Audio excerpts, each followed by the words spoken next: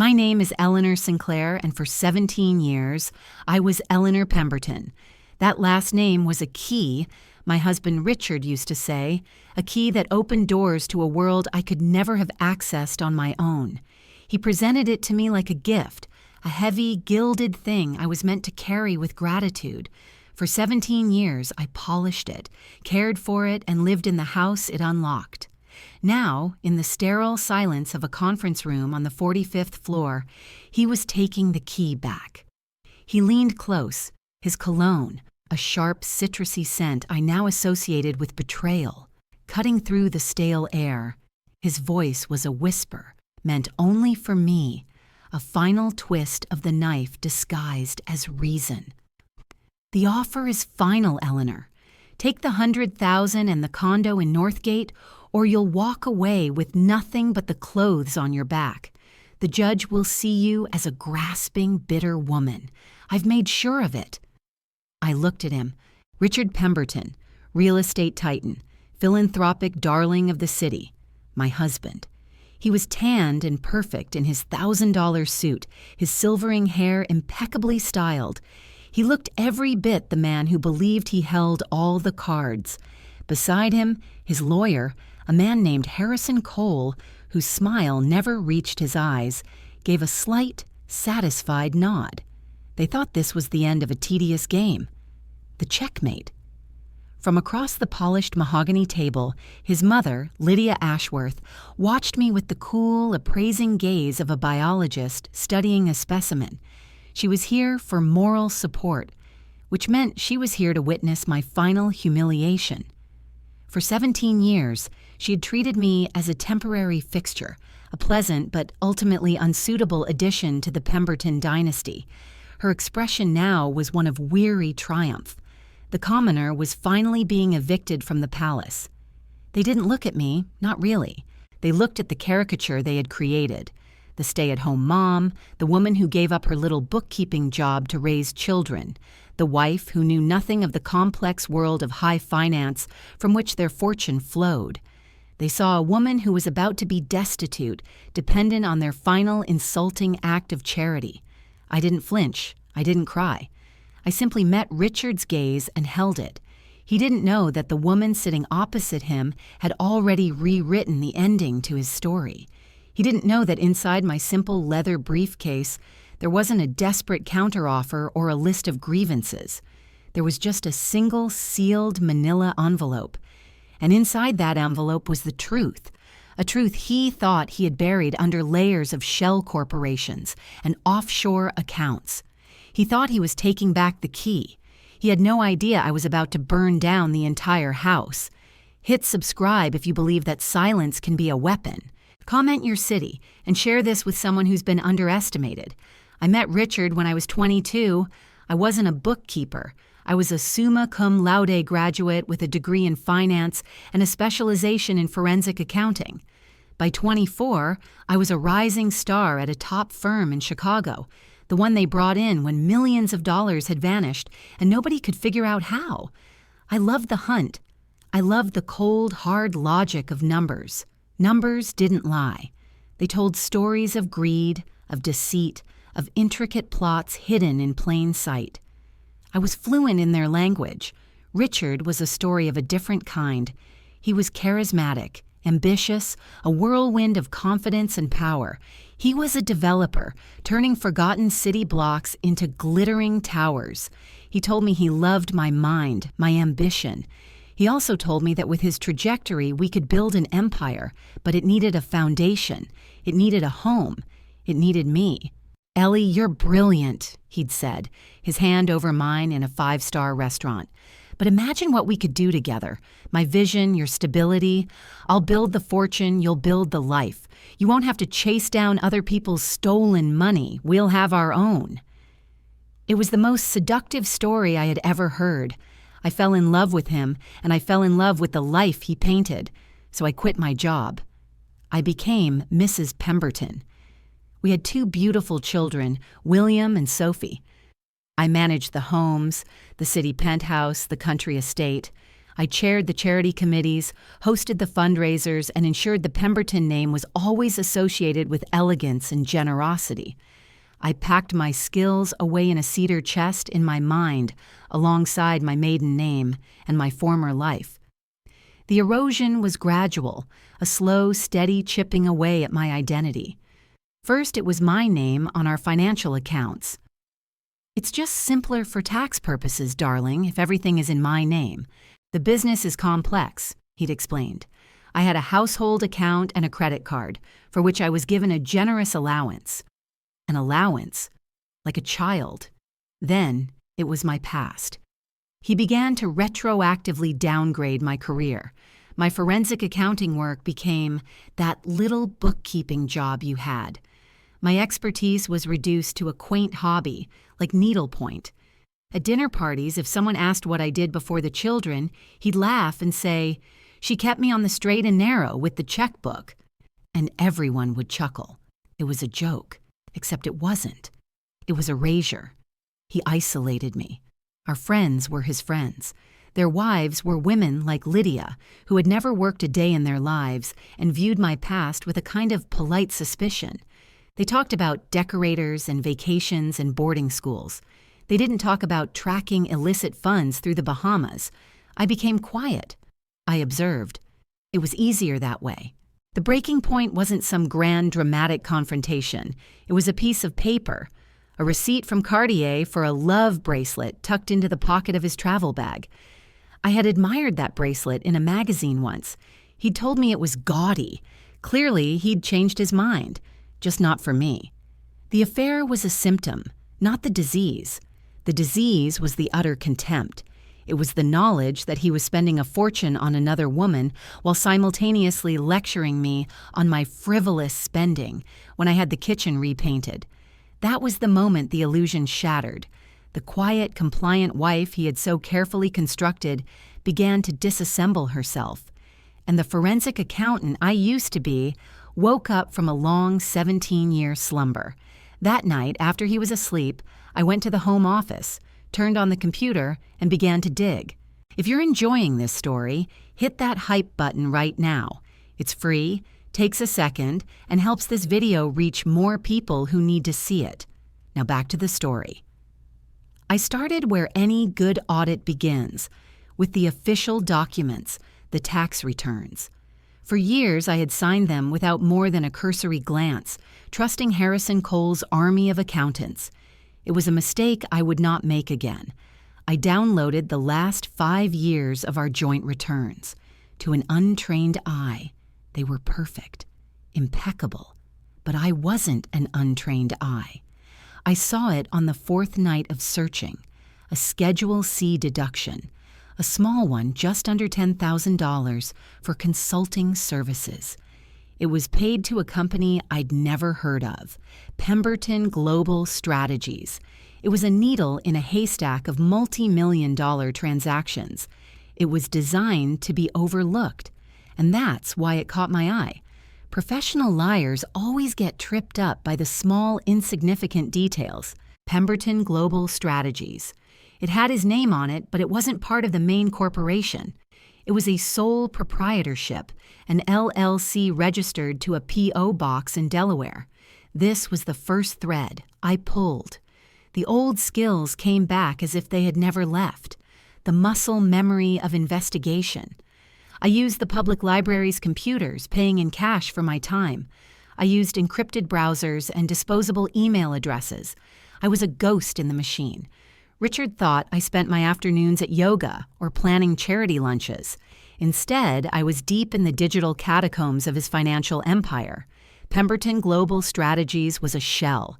It existed only to receive payments from Pemberton Development, his primary company, for consulting, and then to move that money elsewhere. I followed the transfers. The first stop was an account in the Cayman Islands. Classic. Amateur, even. From there, the money trail split, hopping to Panama, then Liechtenstein, before finally consolidating in a numbered account with a private Swiss bank known for its discretion and opacity. It was a textbook money laundering and asset hiding scheme. He was systematically siphoning profits from his company, profits that were marital assets, half of which were legally mine, and hiding them in a place he was certain I could never find. He wasn't just planning to cheat me in a divorce. He was committing massive, ongoing tax fraud. The scale of it was breathtaking. It wasn't just a few million, it was tens of millions of dollars. I compiled a dossier, a meticulous record of every transaction, every shell company, every falsified invoice. But I hit a wall. To pierce the veil of the Swiss bank, I needed resources I didn't have. I needed the authority of the federal government. My mind went back nearly 2 decades to a crowded cubicle farm. There was a kid I'd taken under my wing, fresh out of college, Marcus Thorne. He was brilliant, hungry, a natural at seeing the patterns in the data. I'd taught him everything I knew about following the money. I found him on LinkedIn. The picture was of a serious-looking man in his late 30s, sharp and confident. His title made my breath catch in my throat. Senior Investigator, Financial Crimes Enforcement Network, FinCEN, U.S. Department of the Treasury. I sent him a message from a secure email account. Marcus, it's Eleanor Sinclair. It's been a long time. I need to talk to you about a potential case of significant tax fraud. It's personal and it's sensitive. He responded in less than an hour. Eleanor, I've never forgotten what you taught me. You said to always follow the small money because it leads to the big lies. Tell me when and where. We met in a noisy coffee shop halfway between my suburban home and his downtown office. He looked at me, his expression a mixture of respect and concern. I laid out the files I'd printed, the flowcharts I'd drawn showing the movement of the money. I didn't editorialize. I didn't talk about my broken heart or my husband's cruelty. I just presented the numbers. The story they told was enough. He was silent for a long time, tracing the lines on the charts with his finger. Finally, he looked up, his eyes wide. Ellie, this is meticulous. This is bigger than just marital assets. If your evidence is solid, this is racketeering. This is federal prison time. I know, I said quietly. That's why I came to you. He leaned forward. My office will want to open a formal investigation.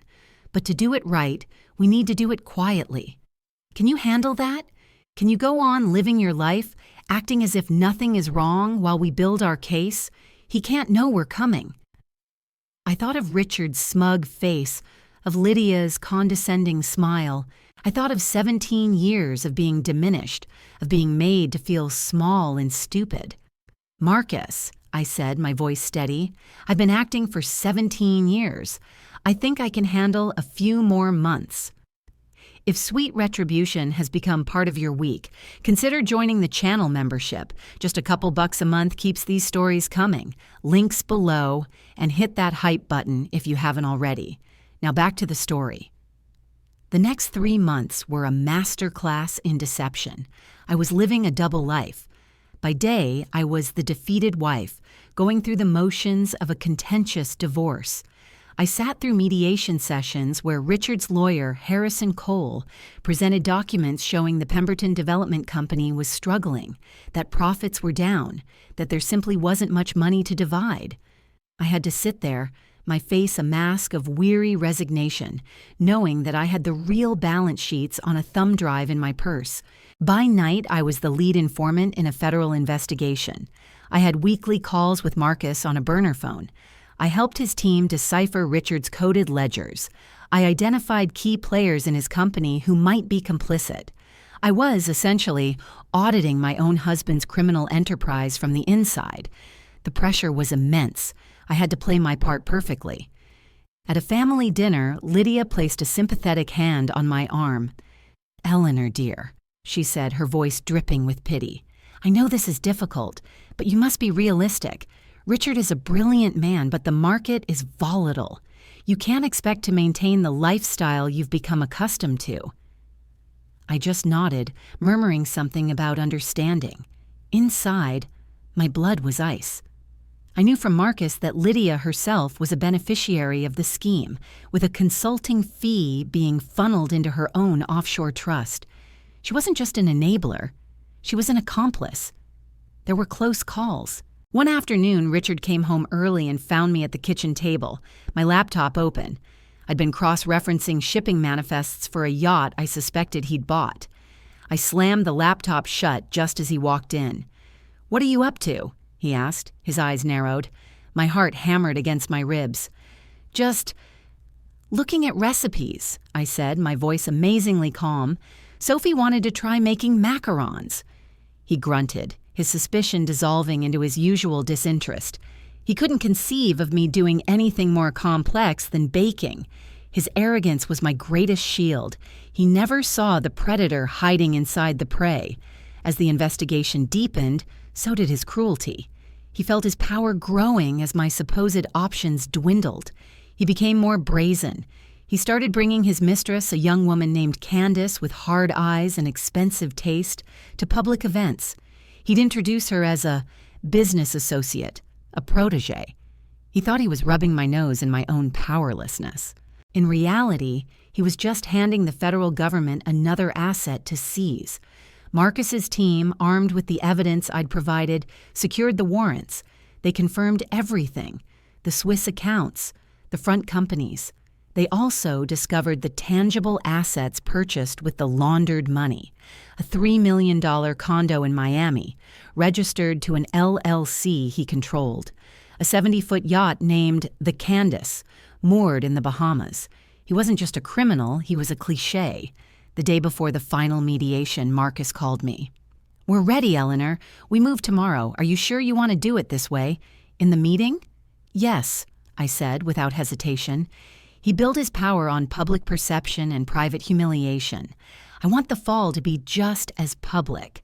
I want his mother to be there to see it. "All right," Marcus said, a note of grim respect in his voice.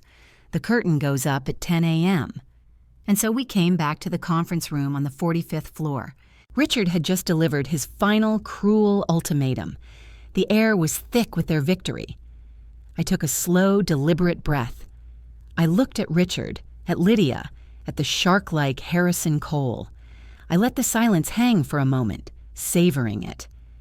"Actually, Richard," I said, my voice clear and calm, resonating in the quiet room, "I think my financial future is quite secure." My lawyer, a quiet but competent woman from a legal aid society who knew only that we were waiting for a key piece of information, followed my instructions. She placed the sealed manila envelope in the center of the table. It was a prop, but a powerful one. Harrison Cole, assuming it was a pathetic counteroffer, reached for it with a dismissive sneer. He never touched it. The double doors of the conference room swung open. 2 men in dark conservative suits stepped inside. The lead man was Marcus Thorne. He held up his badge, the gold shield catching the light. "Richard Pemberton," Marcus said, his voice devoid of emotion. "You are under arrest on behalf of the United States government for conspiracy to commit tax fraud and money laundering." The change in the room was instantaneous, like a drop in atmospheric pressure. Richard's smug confidence vanished, replaced by a slack-jawed, fish-like gape of disbelief. His face, tanned in healthy moments before, turned a pasty, ashen gray. Lydia let out a small, strangled shriek, her hand flying to her pearls. Harrison Cole shot to his feet, sputtering about warrants and legal representation. Marcus ignored him completely, his eyes locked on Richard. "Your offshore accounts, beginning in the Cayman Islands and traced through to Switzerland, have been frozen. All assets tied to your fraudulent LLCs, including a condominium property in Miami and a yacht named the Candace, have been seized by the U.S. Marshals Service." Richard finally found his voice, a strangled, incredulous whisper. He wasn't looking at Marcus, he was looking at me. The dawning horror in his eyes was terrible and wonderful to behold. I met his gaze. The 17 years of silence, of being dismissed and diminished, of being called a simple bookkeeper, coalesced into 5 simple words. "It's called forensic accounting, Richard." I let the words land. "It's more than glorified bookkeeping." The second agent stepped forward and put Richard's hands behind his back. The sharp, metallic click of the handcuffs was the loudest sound I had ever heard. It was the sound of the key turning, not on a door, but on a cage. The aftermath was swift and brutal. As Richard was led out of the building, a phalanx of news cameras, tipped off by the Treasury's press office, was waiting. The image of the great Richard Pemberton in handcuffs was the lead story on the evening news. The dominoes fell, one after another. His empire, which I now knew was a house of cards built on a foundation of lies, collapsed within weeks.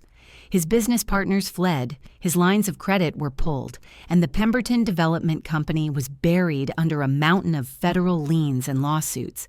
He took a plea deal to avoid a longer sentence, but he would still spend the next 12 years in a federal prison.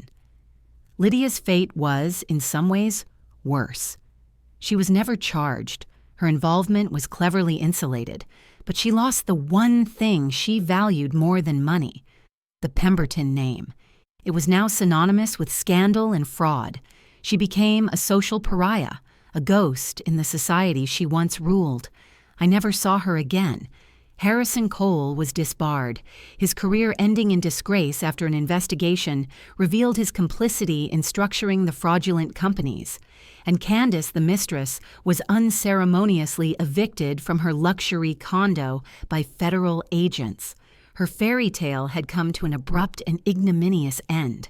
For me, there was a quiet, cold vindication. But it wasn't triumph. It was a profound and aching grief. Grief for the 17 years I had lost, for the love I thought was real, for the family I had tried so hard to build. The hardest part was telling my children. William, 16, and Sophie, 14, had to watch their father become a national disgrace. We started therapy, together and separately. I told them the truth, not just about his crimes, but about the slow, quiet erasure of their mother. It was a painful, necessary reckoning. Thank you for watching this story about a woman who was erased and the hidden skills she used to reclaim her life. Financial abuse is real and affects millions. If you or someone you know needs help, resources are available. It often hides in plain sight, in the quiet control and dismissal of a person's abilities. Subscribe to Sweet Retribution, hit that hype button to boost this video, and if you want to support what we do, the membership link is below. Share this with everyone who needs to remember that the truth doesn't need to shout. A year later, I stood in the lobby of a new, gleaming office building downtown. The air smelled of fresh paint and possibility. On the glass door in front of me, etched in clean silver letters, were the words, Sinclair Forensic Solutions, Eleanor Sinclair, founder. My life was my own again.